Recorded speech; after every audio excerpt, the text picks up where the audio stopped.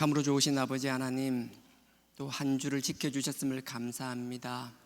오늘 하루도 지켜주시고 우리의 남은 삶도 주인 되어 주시옵소서. 갈 바를 알지 못합니다. 아버지께서 길을 보여주시고 길을 인도하여 주시옵소서. 성령의 도우심으로 그 길을 따라가는 저희들 되게 하여 주시옵소서.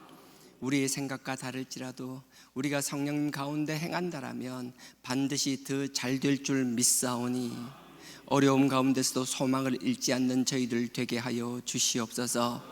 잘 될 때에도 우리의 고난을 기억하며 대비할 수 있는 저희들 되게 하여 주시옵소서. 아버지께서 지혜를 허락하시사 아버지 앞에 지혜로운 삶을 살 뿐 아니라 주변에서도 그리스도의 향기를 바라는 저희들 되게 하여 주시옵소서. 우리의 어두움은 그리스도의 빛으로 가려 주시옵소서.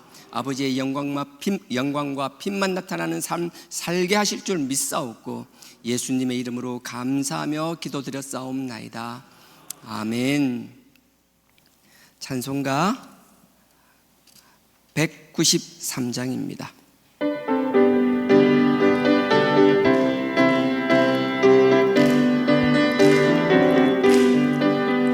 예수 십자가에 흘린 피로써 그대는 씻기어 있는가? 더러운 죄 희게 하는 능력을 그대는 참을지 않은가? 예수의 보혈로 그대는 씻기어 있는가? 마음속에 여러 가지 죄악이 깨끗이 씻기어 있는가? 주 예수와 밤낮으로 늘 함께 그대는 행동을 하는가? 아무 때나 어디든지 그대는 십자가 붙들고 있는가? 예수의 보혈로 그대는 씻기어 있는가? 마음속에 여러 가지 죄악이 깨끗이 씻기어 있는가? 주님 예수 다시 올 때 그대는 영접할 예복이 있는가? 그대 몸은 거룩한 곳 성전에 들어갈 준비가 됐는가? 예수의 보혈로 그대는 씻기어 있는가? 마음속에 여러 가지 죄악이 깨끗이 씻기어 있는가? 모든 죄에 더러워진 예복을 주 앞에 지금 다 벗어서 샘물같이 솟아나는 보혈로 눈보다 더 희게 씻으라. 예수의 보혈로 그대는 씻기어 있는가? 마음속에 여러 가지 죄악이 깨끗이 씻기어 있는가? 아멘. 오늘 말씀 사도행전입니다. 사도행전 16장입니다.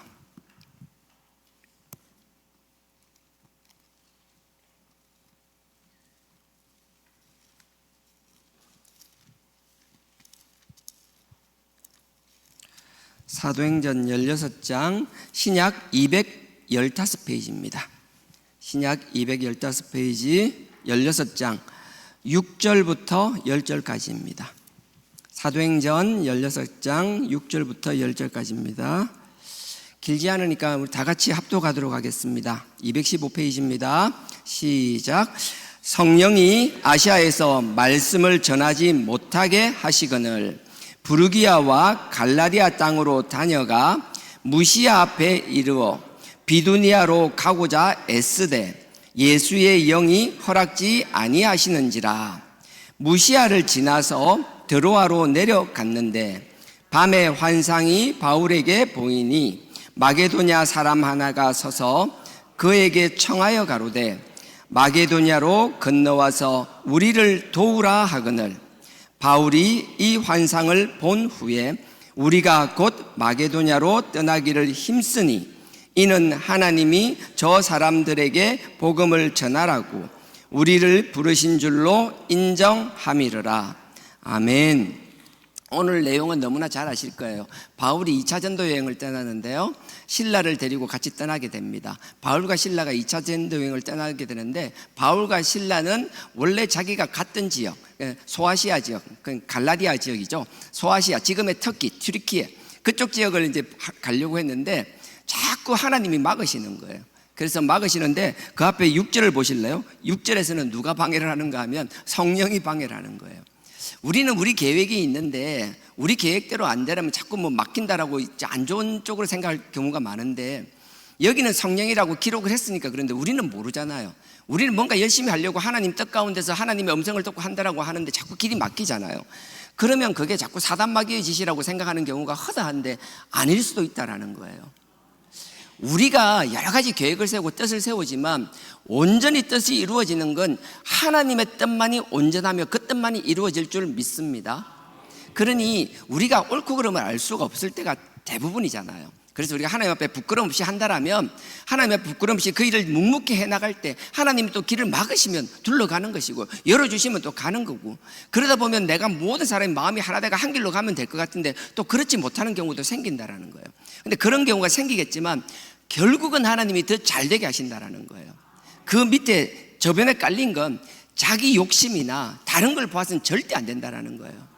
우리가 다른 걸 바라보거나 내 욕심으로 하는 것이 아니라 내 욕심을 내려놓고 아버지의 뜻만 구한다라면, 나는 분명히 아버지 뜻이 이거라고 생각하고 가는데 자꾸 길이 막히고 돌아가게 만든다 할지라도 그거는 내가 빨리 가면 좋을 거라는 건 내 생각이고, 하나님은 둘러감으로 해서 더 많은 것을 주시기 위한 하나님의 축복의 길이라는 걸 잊지 않기를 주님의 이름으로 부탁드립니다.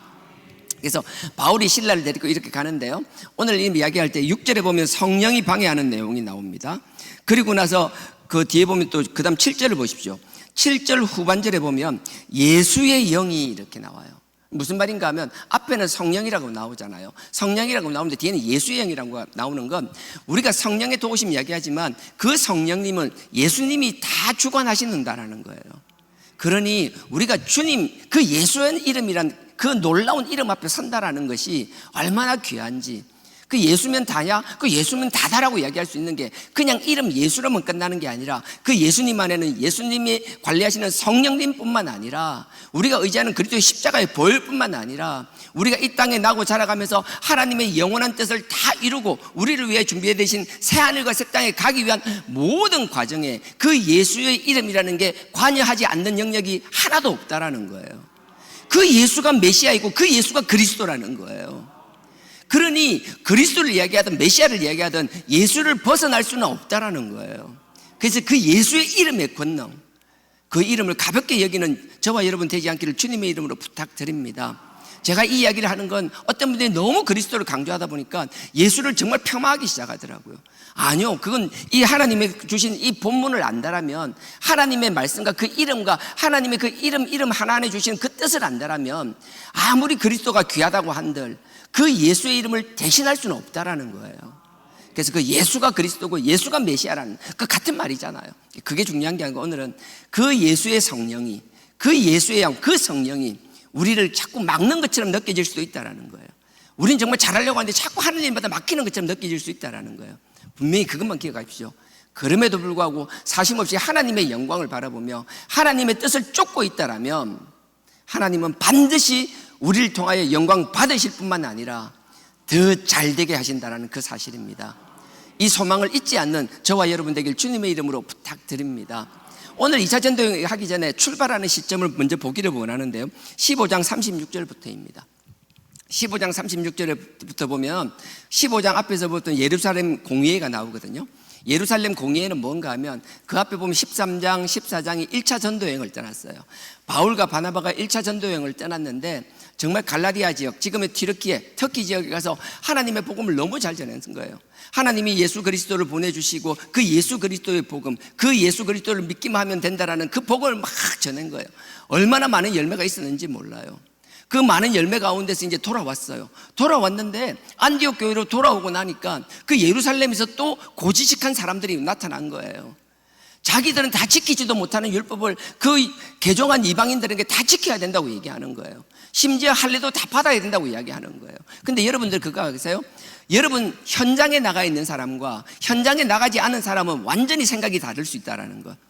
현장에 나가면 목적이 있으면 그 목적을 성취하기 위하여 얼마든지 상황에서 우리의 본질이 아닌 것은 우리가 변질되는 것이 아니라 그 상황에 맞게 적응해 나가면서 변형하면서 얼마든지 할 수 있는 일들이 많은데, 현장에 나간 경험이 없는 사람들은 그 안에서 자기 본질만 이야기하는 거예요. 원론만 이야기하는 거예요.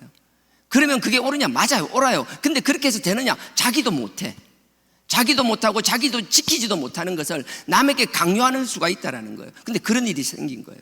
바울과 바나바는 그 이방인들을 와서 전도하면서 이방인들의 기준에 맞게끔 그 복음의 본질을 정하면서 하나님께서 향한 믿음을 이야기하며 그들을 구원의 길로 인도하였는데, 생뚱맞게 그렇게 다 모아놓으니까 뒤에서 예루살렘에서 온 사람들이 와서 그 사람들에게 할례를 받아라, 율법을 다 지켜야 된다, 자기도 못 지키는 걸 막 요구하기 시작하는 거예요. 바울과 바나바 입장에 막 속이 터지는 거예요. 이런 것들이 있어요. 교회 담임 목사 같은 경우에는 많은 기간들을 다 경험하기를 원하거든요. 대부분 다 그래요. 밑에 뭐 주일학교나 유치부부터 각 기관에 대해서 어느 정도 경험이 없는 사람을 담임 목사로 안 쓰려고 하는 이유는 간단합니다. 그 경험이 없는 사람이 담임이 되고 나면요, 나중에 그 현장을 모르기 때문에 현장 사역자들이 일을 도와주는 게 아니라 방해하는 경우가 허다한 거예요. 그거는 교회뿐만 아니라 다른 조직도 마찬가지일 거예요. 그 밑바닥에 현장을 경험하지 못한 사람이 그 리더가 되며 권한을 가지게 되면 이게 잘 되는 경우도 있지만 망하는 경우가 허다하다라는 거예요. 이거는 복음도 마찬가지였어요. 근데 이런 일이 생기고 나니까 바울과 바나바가 너무 답답해서 예루살렘 교회에다가 찾아갑니다. 이런 일이 생겼는데 어떻게 하면 좋겠습니까? 그러니까 예루살렘 교회에서 베드로와 야고보, 예수님의 제자 야고보가 모여서 막 회의를 했습니다. 회의를 하고 나서 어떻게 했는가 하면 결정을 딱 한 거예요. 결정을 하고 나서 유다와 실라라는 두 사람을 선택해가지고 안디옥 교회로 이제 파송을 보냅니다. 편지를 적어주는 거예요, 야고보가. 그러니까 편지를 적어가지고, 야, 우리 예루살렘에서는 이렇게 살아왔지만, 우린 대대로 하나님 뜻 가운데 율법 아래 살아왔지만 이방인들은 그렇게 살아오지 않았다.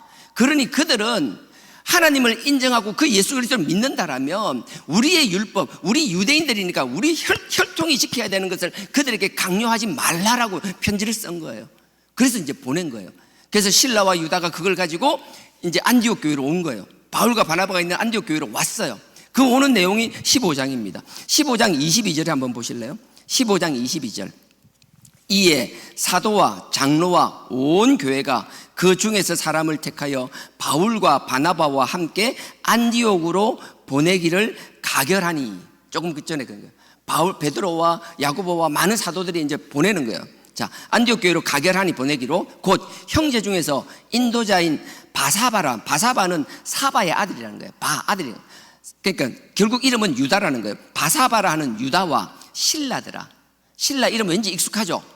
고구려 벽제 신라 할 때 신라가 아니고 뒤에 막 옥에도 같이 갈리고 있는 로마 시민권을 가진 사람이었어요. 신라라. 자, 이 유다와 신라를 이제 보낸 거예요. 예루살렘 교회에서 안디옥 교회로 파송을 한 거예요. 파송을 한 게 사역이 아니라 편지를 가지고 보낸 거예요. 자, 근데 32절 보십시오. 아니 30절부터 보는 게 낫겠네요. 30절. 저희가 작별하고, 그러니까 유다와 실라가 이제 예루살렘 교회에서 인사를 하고 떠난 거예요. 작별하고 안디옥 교회로 내려가서 무리를 모은 후에 편지를 전하니. 예전엔 그런 거예요. 편지를 보내면 그 사람들을 다 모은 거예요. 예루살렘에서 편지가 왔다 하면 막 그 안디옥에 있는 사람들이 다 모이는 거예요. 다 모아놔놓고 이래 성경 읽듯이 편지를 막 읽어주는 거예요. 한 사람씩 얘기 못하니까. 이제 그렇게 했다라는 겁니다. 자, 31절. 편지를 읽고 그 위로한 말을 기뻐하더라.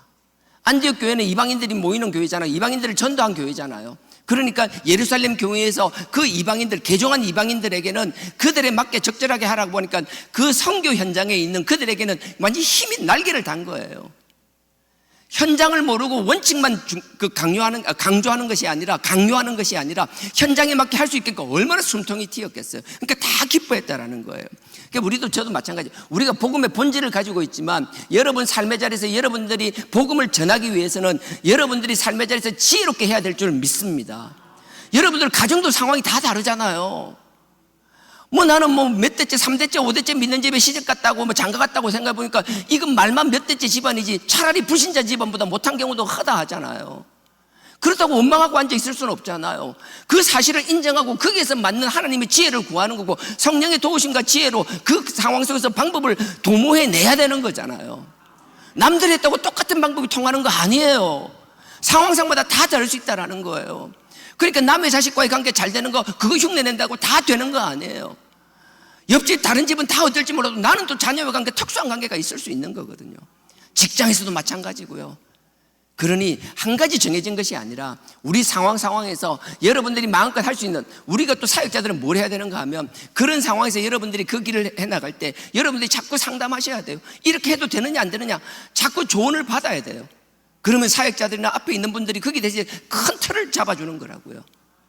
그래야 서로 간에 그 안에서 하나님 앞에 균형 잡히고 말씀 앞에 서서 가는 거거든요. 그런 주하나 교회가 될 수 있기를 주님의 이름으로 축원드립니다. 그래서 기뻐했다라는 거예요. 31절 읽고 그 위로한 말을 기뻐하더라. 32절 유다와 실라도 선지자라. 그냥 보낸 게 아니에요. 선지자라는 거예요. 선지자는 뭐예요? 예언자라는 거예요. 선지자인데 예언자와 예언은 맡길 예자예요. 우리가 예탁할 때 예금할 때 그 예자예요. 예언한다라니까 자꾸 미래의 것을 뭐 그런 개념이 아니라 하나님의 말씀을 맡긴 사람이라는 거예요. 선지자나 예언자는 자기 생각을 이야기하는 게 아니라 말씀을 이야기하는 거예요. 상황마다 말씀을 비춰서 말씀으로 답을 주는 사람이에요. 자기 생각으로 사람을 이렇게 세우는 게 아니라 그 말씀으로 그들을 세우는 사람들이라고요.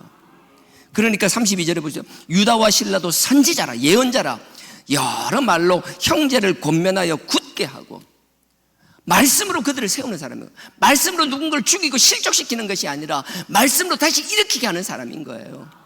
가끔은 말씀이 정말 잠언처럼 침잠처럼 그 사람을 아프게 할 수도 있어요. 하지만 죽이기 위한 것이 아니라 그 아픔과 함께 위로와 따뜻함을 줌으로 해서 다시 일으키는 것.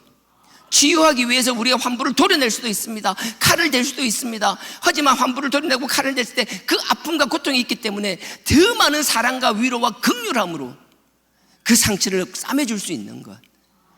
말씀으로 그렇게 하는 사람이 예언자고 선지자라는 거예요. 하나님은 지금 우리를 모두 예언자와 선지자로 불렀다라는 거예요. 그러니 우리는 말씀으로 누구를 죽이는 사람들이 아니라 살리는 사람들이 되어야 될 줄 믿습니다. 그래 실라와 유다는 그런 사람이었다라는 거예요. 33절 보세요. 얼마 있다가 평안히 가라는 전송을 형제들에게 받고, 이제 편지를 가지고 유다와 실라가 왔잖아요. 안디옥 교회가 너무 기뻤어요. 그 유다와 실라가 안디옥 교회에 있는 사람들에게 막 말씀으로 그들을 세우기도 한 거예요. 하지만 그 사람들은 여기 있는 사람이 아니라 예루살렘에서 왔잖아요. 그러니까 때가 지났어요. 얼마간 시간이 지나니까 이제 다시 돌아가라고 이제 환송을 하는 거예요. 그래서 유다는 돌아갑니다.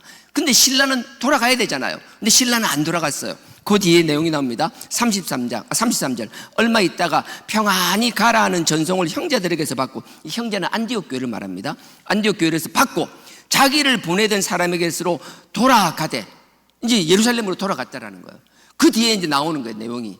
그 다음에 34절에 나와요. 34절 내용 여러분들 다 보세요. 지금 뭐라 나와 있어요? 없다 그랬죠. 예. 이게 왜 그런가 하면요, 여기는 우리는 없다고 되어 있는데 다른 일부 번역본에 나와 있는 거예요. 유다는 돌아갔는데 신라는 그들과 함께 머물기를 기뻐하였더라. 유다는 예루살렘 교회로 돌아갔는데 신라는 안 돌아가고 남아있은 거예요. 그대로 안디옥 교회에 남아있으면서 말씀으로 권면하고 그들을 세우는 일을 하고 있은 거예요. 그러니까 그 안디옥 교회는 바울과 바나바가 그 교회를 섬기고 있었잖아요. 근데 바울이 유심히 보는 거예요.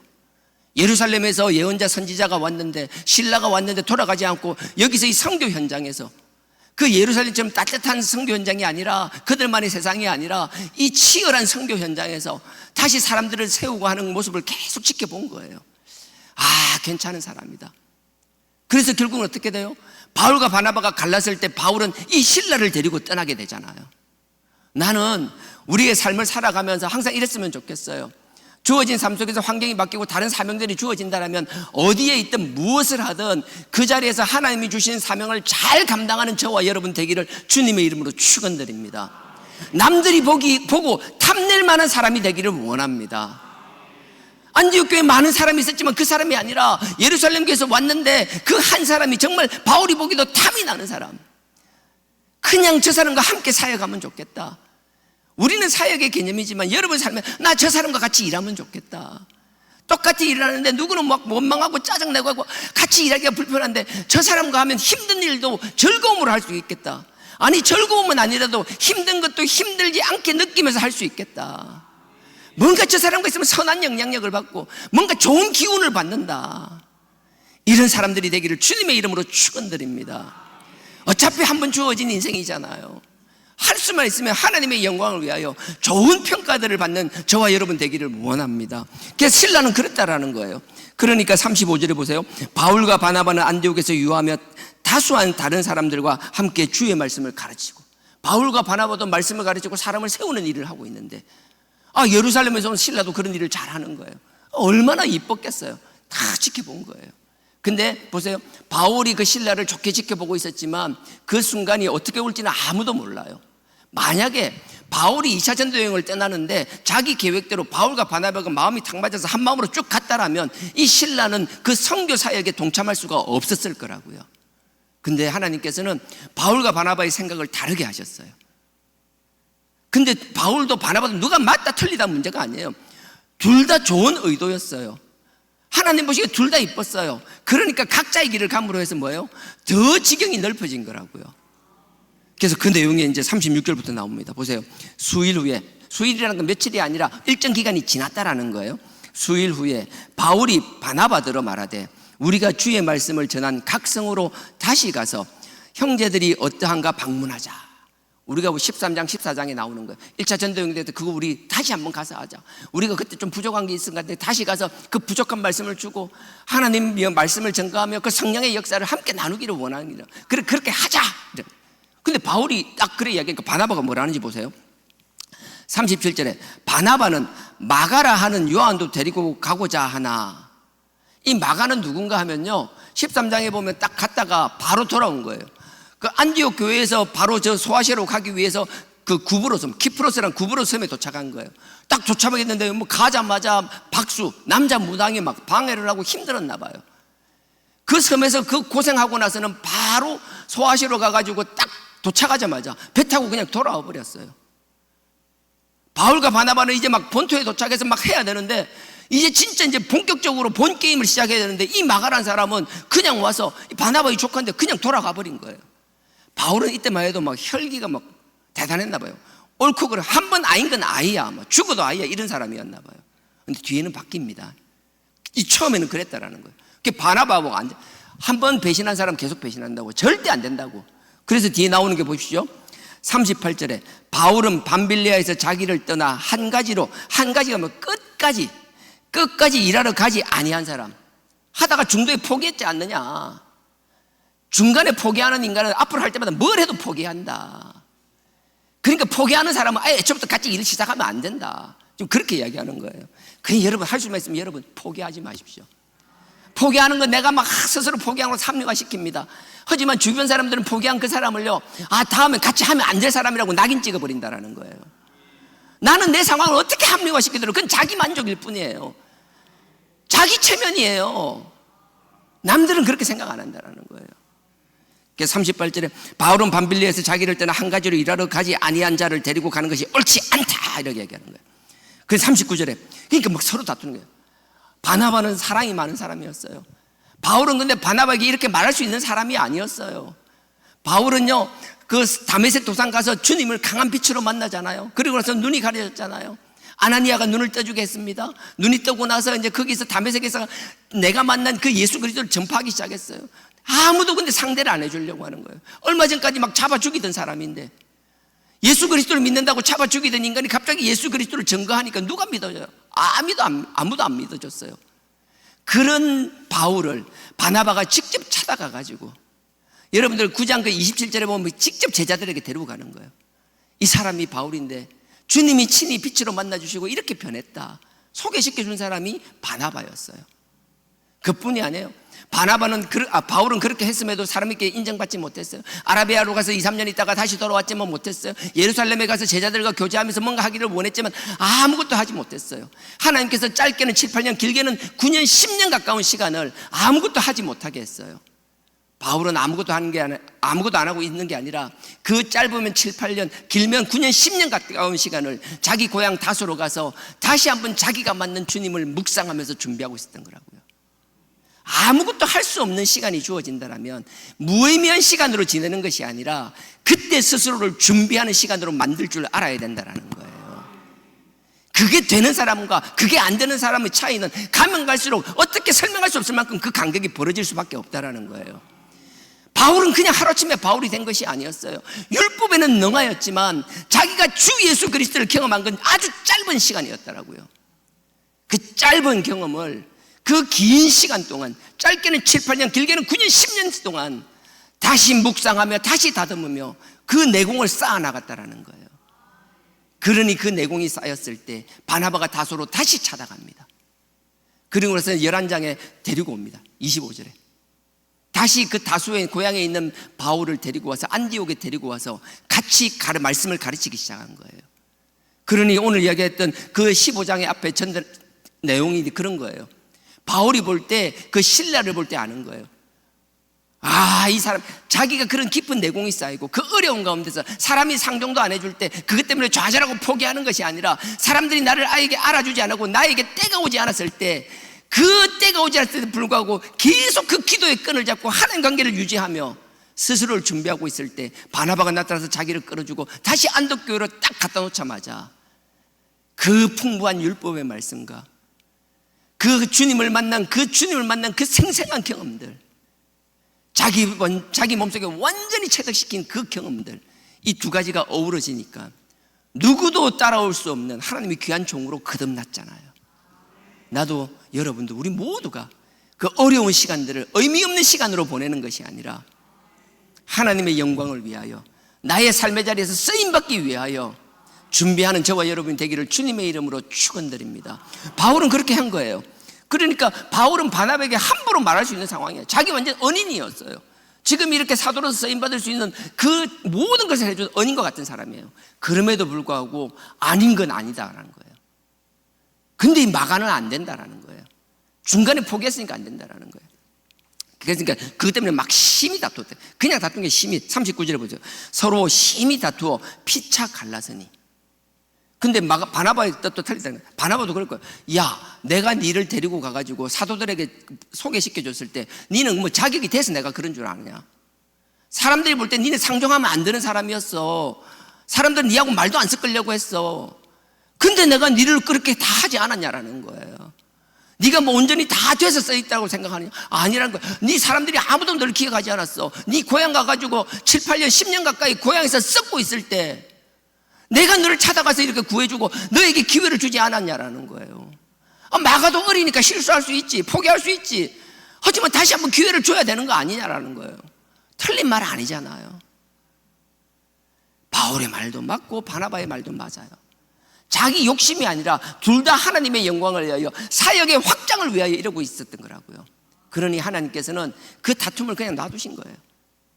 우리가 다투면 뭐 안 좋은 거예요. 맞아요. 하지만 우리의 욕심이 개입된 다툼은 하나님이 반드시 결과를 안 좋게 하십니다.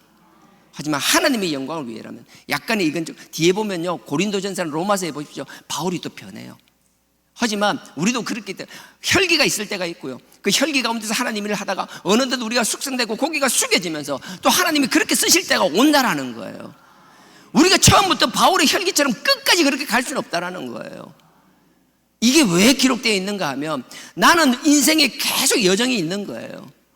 나는 막 바울처럼 처음에 혈기왕성하다가 점점 익어주면서 점점 겸손해진다라는 거예요. 하지만 내가 겸손해질 때는 누군가 또 혈기를 가지고 내가 하지 못하는 일을 하기 위하여 나서는 사람이 또 다음 세대에서 일어나야 된다라는 거예요. 그러니 다음 세대는 계속 진취적으로 나갈 것이고 그 가정 속에서 하나님께 두드려 맞고 하나님의 많은 가르침 가운데 그 책망 가운데 숙이면서 또 누군가 낙오된 사람을 품을 수 있는 넉넉한 사람이 또 되어 나가야 되는 것이며, 그러니 하나님의 복음은 한 세대로 끝나는 것이 아니라 그 세대가 켜켜이 쌓여야 될 줄 믿습니다. 그러니 우리 과거 하나님의 쓰임받는 과거 세대가 있었다면 우리도 쓰임받아야 될 것이며 우리 다음 세대들도 아버지의 영광을 위하여 쓰임받아야 될 줄 믿습니다. 그래서 심히 다투었다는 거예요. 39절에 그래서 피차 갈랐으니 바나바는 마가를 데리고, 결국 마가를 데려가요. 그럼 바나바는 실패했냐? 아닙니다. 이 포기했던 마가를 바나바가 기회를 줬어요. 조카이기도 하지만 어쨌든 기회를 줬어요. 근데 이 마가가 어떻게 돼요? 베드로전서 5장에 보면 베드로가 내 사랑하는 아들이라고 이야기해요. 그 포기했지만 다시 한번 기회를 주니까 이젠 두 번 포기를 안 하고 그 하나님의 영광에 의해 자기 사명을 잘 감당하는 사람으로 거듭났다라는 거예요. 베드로가 내 아들이라고 얼마나 칭찬하는지 몰라요. 얼마나 칭찬하고 그 베드로가 이 마가를 얼마나 신뢰했는지를 우리가 너무나 잘 알 수 있는 게 뭐예요? 마가복음을 이 마가가 적었잖아요. 마가복음은 사복음서 중에서 가장 귀하다고 그래요. 중심 골격과 같은 복음이라 그래요. 마가복음에서 부족한 걸 마태복음이 채워나가고 마태복음이 된 거고, 마가복음에서 또 부족한 걸 채워나가면서 누가복음이 된 거라고요. 그만큼 마가복음이 이 사복음서 중에 핵심 중에 핵심이라는데, 그걸 이 실패했던 사람, 포기했던 이 사람, 그런 우리 포기하는 사람, 세상에서는 다 답이 없다고 그러더라도 우린 기도 가운데 그 사람에게 끊임없이 말씀으로 기회를 주며 다시 이렇게 세우며 반드시 하나님의 귀한 종으로 세워나가는 신앙 공동체가 되기를 주님의 이름으로 축원드립니다. 포기하고 단절되는 게 아니라 세상에서 포기한 사람도 이 가운데 소망을 가지며 하나님의 뜻 가운데서 일어서는 신앙 공동체, 저와 여러분 우리가 꿈꿔야 될 신앙 공동체일 줄 믿습니다. 그래서 그렇게 뛰어난 사람을 바뀌어요. 39절 중반에 보면 마가를 데리고 배를 타고 구브로로 가고, 근데 어디로 갔냐면 구브로가 어디예요? 마가가 실패하고 포기하고 도망간대. 하나님은 실패한 사람을요 다시 기회를 주는데 뭐 영 엉뚱한데 아니에요. 네가 포기하고 쓰러졌던 그 자리에 다시 갖다 놓는 거예요. 도망가게 만드는 게 아니에요. 내가 힘들다고 도망가고 딴 데 가면 기회가 열릴 거다 하면 다른 길 천만에요. 내가 약했던 부분, 내가 실패했던 부분, 그걸 내가 극복하지 않으면 다른 그것도 할 수 없는 거예요. 하나님께서 다른 현장이나 다른 거 있지만 우리가 실패했던 약했던 그 부분에 있어서만큼은 하나님 반드시 우리의 약점을 개선시키기를 원하시고 우리 스스로에게 우리의 약점을 그대로 드러내 놓으신다라는 거예요. 나는 잊어버리고 싶은 나의 약점, 내조차 지워버리고 싶은 나의 약점, 아니요, 하나님은 그 약점을 강점으로 변화시키기를 원한다라는 거예요. 바나바는 그래서 마가를 데리고 다시 구브로로 갔어요. 그 실패의 현장으로 돌아갔어요. 네가 왜 여기서 실패했는지를 깨닫게 하시고 그 실패 현장을 넉넉히 극복하는 자로 바꾸어 놓으니까 그 비겁하고 포기했던 마가가 그 베드로와 함께 가면서 베드로의 순교까지 따라다니며 그 베드로로부터 그 주님에 대한 모든 것을 다 흡수하고 받아들여서 이 귀한 마가복음을 다 기록하잖아요. 우리가 약점으로 쓰임받는 게 약점으로 묻혀지는 것이 아니라 그 약점을 강점으로 바꾸어서 귀하게 쓰임받는 저와 여러분 되길 주님의 이름으로 축원드립니다. 그래서 구브로로 데리고 가는 거예요. 그러고 나서 40절에 보십시오. 바울은 실라를 택한 후에, 바나바가 딱 마가를 데리고 가니까 바울은 뭐예요? 그 실라, 눈여겨봐왔던 그 실라는 하루아침에 그냥 선택받은 게 아니에요. 주어진 사명을 잘 감당했어요. 편지만 전해주라고 하면 편지만 전해주고 오면 돼요.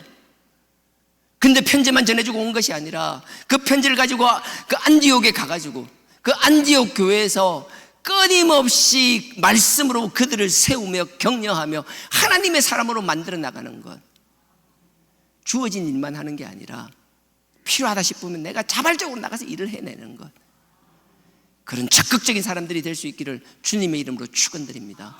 바울은 그런 실라를 사용했다라는 거예요. 그 실라 보고, 야 실라 너 나와 함께 하자. 그래 같이 데리고 떠나는 거예요. 그래서 실라를 데리고 이제 복음 사역을 이제 시작하는 거예요. 시작하는데 처음에 어떻게 실라를 이제 데리고 시작합니다. 근데 처음 이제 처음엔 배를 타고 구브로 섬을 통해서 소아시아로 갔는데 이번에는 이제 바나바가 마가를 데리고 그 섬으로 갔잖아요. 그러니까 이제 이 바울은요 육로를 통해서 가기 시작합니다. 육로를 통해서 자기가 했던 가는 건데, 그러니까 디모데를 만났던, 이건 지도가 있으면 설명인데 설명이 안 돼요. 그냥 뒤에 읽으면서 설명드리겠습니다. 자, 1절요. 16장 1절입니다. 자, 바울이 드베와 루스드라에도 이름에, 루스드라는 디모데의 고향이었어요. 이고니온과 루스드라와 드베가 있는데요. 이 거꾸로 여러분들 읽다 보면 이 왜 이래 하면, 왜냐하면 처음 갔을 때 배 타고 갔으니까 이렇게 갔는데 이번엔 걸어서 가니까 반대로 가서 거꾸로 지명이 나오는 거예요. 그거 아무 중요한 거 아니에요. 하여튼 루스드라를 갔다라는 거예요. 자, 바울이 드베와 루스드라의 이름에 저가 디모데라 하는 제자가 있으니 그 모친은 믿는 유대인 여자요 부친은 헬라인이라. 루스드라는요 그 안전뱅이를 일으킨 곳이었어요. 그 바울이요 자기가 복음의 씨앗을 뿌려놓은 곳이에요. 자기가 복음의 씨앗을 뿌려놨을 땐 아무 열매 없이 그냥 돌아오는 것 같았어요. 근데 하나님께서는요 그 복음의 씨앗을 뿌려놓으니까 다시 가니까 그게 열매, 생각지도 않는 열매가 있었는데 그 열매가 디모데라는 거예요. 하나님은 바나바와 갈라서게 하면서 서로 각자 가지만 그 각자의 길을 가다 보면 하나님이 우리를 위하여 준비된 사람들을 붙여놓으시는 거예요. 마치 갈라질 것을 하나님이 마치 아시고 신라를 준비하신 것처럼 루스드라에 가니까 디모데가 대기하고 있는 거예요. 이방인인데도 대기하고 있는, 아버지가 헬라인인 거예요. 여러분 이게 무슨 말인가 하면 헬라인들은 완전히 서양 사람이고요, 여기 그 유대인들은 중동 사람이에요. 혈통이 달라요. 아버지는 유럽 사람이고 엄마는 중동 사람이니까 딱 보면 알잖아요. 디모데 딱 표가 나는 거예요. 근데 그 이방인이 딱 준비되어 있는 거예요. 엄마와 할머니가 말씀으로 잘 양육시켜 놓은 거예요. 하나님께서 이 디모데를 쓰실 때 이 디모데가 쓰임받을 수 있던 가장 큰 원인은요, 디모데전서 후서에도 계속 나오지만 특히 후서 3장에 보면 잘 나오잖아요. 그 할머니, 어머니가 말씀으로 양육시켜 놨다는 것. 나는 여러분들이 우리 자녀들을 이 말씀의 가치관 속에서 양육시킬 수 있기를 원합니다. 나는 열심히 한다고 해도 결과가 안 좋을 수 있어요. 뭐 남의 이야기할 필요 없어요. 제 자식 보면 이거 신자가 아니고 불신자도 아니고 반신자예요. 이게 반신반인인 것처럼 주일날 보면 성도인 것 같은데 주중에 보면 아닌 것 같고 하여튼 그래요. 볼 때마다 이게 신자인지 아닌지 긴가민가 해요. 뭐 우리 자식만 그래서 참 감사하죠. 여러분 자식들은 다 안 그렇잖아요. 다 비슷비슷해요. 성장하는 과정이 다 비슷해요. 뭐 지금 막 너무 언젠가 한번 삐딱선 탈 때 있어요. 근데 그게 문제가 아니라 그 말씀 속에 키워놓으면 우리가 영적인 사춘기 방황할 때가 오겠지만 그게 길지 않을 것이며 그 가운데서도 하나님은 반드시 쓰시고야 만다라는 거예요. 디모데는 말씀 가운데 잘 양육시켜놨어요. 바울이 탁 부르잖아요. 그러고 나서 멋지게 사역을 시작합니다. 아들이라 칭하잖아요. 디모데전서에 보면 아들이라고 자랑하잖아요. 하나님께서 그 통해서 루스드라에서 디모데를 만나게 하는 거예요. 근데 오늘 본문이 그겁니다. 루스드라에서 만나고 나서 이제 특히 튀르키예 이제 서쪽으로 가기 시작하는 거예요. 서쪽으로 가기 시작해가지고요, 이제 중앙 지역을 갔는데 바울은 북쪽으로 가기를 원했어요. 북쪽으로 가기를 원했는데 끊임없이 자꾸 성령이 막는 거예요. 가려고 하면 어떻게 막았는지 기록이 없어 몰라요. 근데 가려고 하면 갑자기 뭐 몸이 안 좋다든지, 가려고 하면 갑자기 뭐 길이 막힌다든지, 가려고 하면 뭐 다른 일이 생긴다든지, 갈락하면 못 가게 하고 갈락하면 계속 막는 거예요. 그래서 어떻게 돼요? 어쩔 수 없이 북쪽으로 모니까 자꾸 옆에 삐딱하게 북서쪽으로 가는 거예요. 그게 북서쪽에 드로아라는 게 있었어요. 트로이 목마를 때 그 드로아 쪽으로 간 거예요. 여기 보면 성령이 막았다고, 예수님의 영이 막았다 했잖아요. 오늘 본문 6절입니다. 6절부터요. 빨리 읽고 끝낼게요. 시간이 많이 지났어요. 네. 성령이 아시아에서 말씀을 전하지 못하게 하시거늘 부르기아와 갈라데 땅으로 다녀 지나갔다라는 거예요. 그 소아시아로 쑥 지나가고 있었다라는 거예요. 7절에 무시아, 딱 소아시아 중앙쯤에 있는 거예요. 그 무시아에 도착했다는 거죠. 자, 7절 무시아 앞에 이르러, 비두니아가 북쪽이에요. 비두니아로 자꾸 가려고 하는데 자꾸 막는 거예요. 앞에서 성령이 막았고요.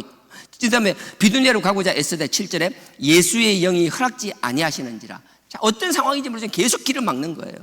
정말 답답할 수 있잖아요. 근데 보세요, 내가 하나님을 향한 목적이 분명하면요, 길을 막는 것 같아도 그 길 끝에는, 새로운 길 끝에는 또 다른 하나님의 선물이 기다리고 있다는 거예요.